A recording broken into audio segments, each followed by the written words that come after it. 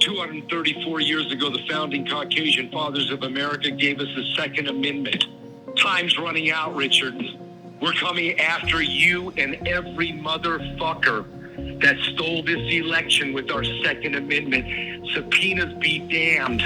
You're going to be served lead, you fucking enemy communist.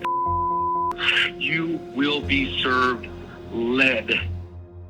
We'll make the Boston bombings look like child's play at the poll sites in this county. You just effing wait. No one at these places will be spared. The first email that my wife received, your husband should tell the truth, or your 3 kids will be fatally shot. Cops can't help you. Q.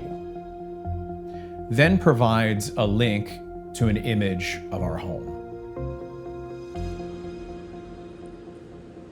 Well, we started receiving lots of disturbing phone calls. My staff is almost exclusively African American, and they started receiving calls laced with racial slurs. Starting on Christmas Day through New Year's Day, I received in my voicemail probably, it was at least 100 voicemails up to 150. You ought to blow your fucking brains out, you piece of shit. If you have a hand in this, you deserve to go to prison. You actually deserve to hang by your goddamn soy boy skinny ass neck. Either you're blind or you're crooked as fuck. So figure it out, buddy, because which side you going to be on when the fucking shoot starts, brother? They started to do surveillance on my staff, taking pictures of all of the individuals that would come in and go in and out of the warehouse.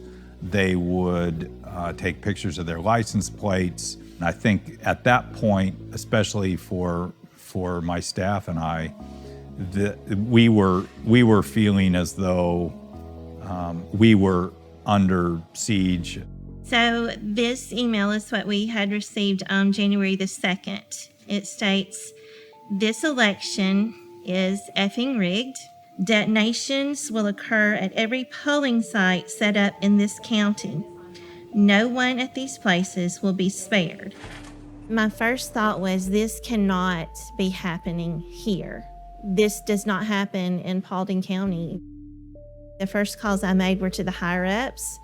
I was told that we had to take this as a serious threat. And when you start seeing the plan that the law enforcement has drawn out, where we, have to park our cars up against the building because, our office is on the ground floor. There's glass, windows that we're all sitting in front of. And the statement that pierced me was when he said, if a vehicle were to pull up, at least this would soften the blow. And when he said that, that was when I thought, this is real. This is real.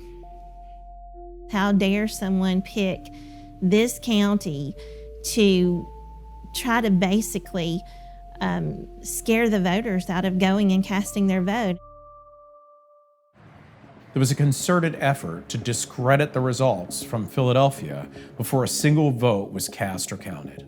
I'm urging my supporters to go into the polls and watch very carefully, because that's what has to happen. Bad things happen in Philadelphia. Joining me now is Philadelphia City Commissioner Al Schmidt, a Republican. We might add commissioner. After an interview on CNN, my communications director came up to me and said, the president just tweeted about you. Not long after the former president tweeted at me, I received the first specific threat. You lied. You're a traitor. Perhaps cuts and bullets will soon arrive. Gave my address. Mentions my wife by name. Mentions my kids by name, including my daughter by her nickname. Rhino stole election. We steal lives. Q. I spoke to my wife a little bit after that. She had begun receiving threats on her work email. So she then took our kids and relocated away from our house. After that, some days later, there was another email message. The subject line, are the names of my children. And I'm not comfortable reading the rest of it. We now had 24-hour police protection undercover outside of our home or wherever my family was, wherever they went. The real danger to this environment right now, and threats and all the rest, is you have good people who are very experienced, who have been running elections for a long time, quitting and retiring. So I'm really proud of the fact that, in a non-arrogant manner, but that I'm the highest vote getter, or was the highest vote getter in Scott County in the history. I like to say Iowa nice. You know, we're not Maricopa County, we're not Pittsburgh, Pennsylvania, we're not a large populated community. The unfortunate thing is that I believe Iowa was the first state that imposed a whole litany of new election laws, which was followed by numerous other states. A bill that would significantly change Iowa's election laws is heading to Governor Reynolds' desk. The state Senate passed Senate File 413 on Tuesday. I think the importance of understanding what this bill is about is the criminalization of election officials. Under Senate File 413 in Iowa, the criminalization of not only election chairs, such as myself, a commissioner of election, but poll workers or election workers, that's criminal. That could be a misdemeanor or a felony. This is simply just saying that, you know, if you do something unwillfully, that you could still be fined. $10,000 is a lot of money to a lot of us. And we're seeing this across the country as they've moved from Iowa to other states as well, where we're seeing election officials actually exit, and you're taking institutional knowledge away. After a difficult year in 2020 with both the primary and general election, I have decided it's time for me to retire. The extensive election changes just enacted by the Iowa legislators will only make these limitations even worse. I cannot thank the citizens of Scott County enough for their many years of support through my journey in life as Davenport City Council member, a Scott County supervisor, and then the last 14 years as Scott County Auditor and Commissioner of Elections. Sorry. I'm capable of taking quite a bit, but 2020 was a little too much for me at my office, and the criminalization of what might be a mistake just really cemented it for me. We have had a couple people leave since the election. As you have these important elections go on, if too many people with institutional knowledge leave, that is actually probably more of a threat to election integrity than the few people out there that may try to commit election fraud.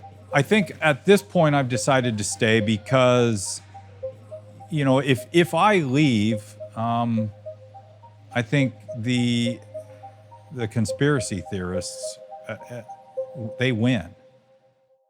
I won't be running for re-election again a couple years from now.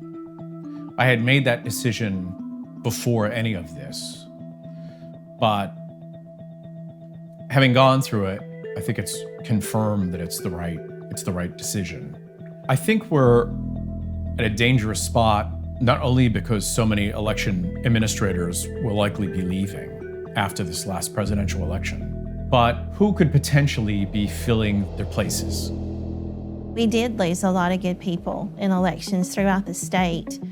One thing, you know, if we weren't losing them due to COVID, and we did lose, you know, I lost some good friends that are in the election business. People were quitting because they were afraid, they were worn out.